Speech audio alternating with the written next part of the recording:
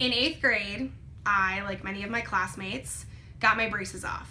I had some veneer work done so that my teeth were absolutely perfect, and I was thrilled. It had been 4 years of metal in my mouth, and I was finally free. I really didn't think much about it after I left the orthodontist until about 8 years later, when I was at the Dirty South Improv Festival with my college improv team. We were performing in front of about 3,000 people, and the scene that I was in with my scene partner led me to the character of this little girl with a major lisp, like 5 years old, kind of hillbilly, super lovable but super awkward at the same time.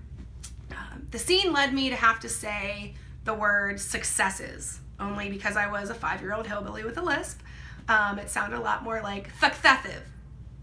When I got to the end of that word, my whole body froze. I remember just looking down right after I heard a clink, and I was staring at my tooth on the ground. I looked over at my scene partner, who was just as frozen as I was, probably wondering what I was going to do. I think he probably thought I had 2 options. A, make him finish out the scene and figure out a solution, or B, that I was going to pick up my tooth and run out of the room screaming and crying.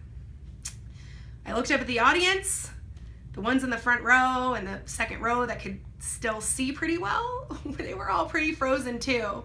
And then it came back to me again, staring at the tooth, knowing that I had a decision to make.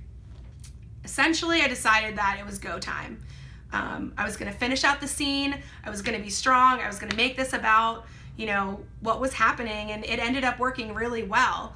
I ended up saying something like, "Look, Dad, my tooth, the tooth fairy's going to come." And that scene ended up being one of the most memorable and best scenes I've ever been in. The next day, I Googled dental work in North Carolina and ended up getting my tooth emergency re-glued into my mouth, which was nice because I didn't have to worry about being toothless for too long.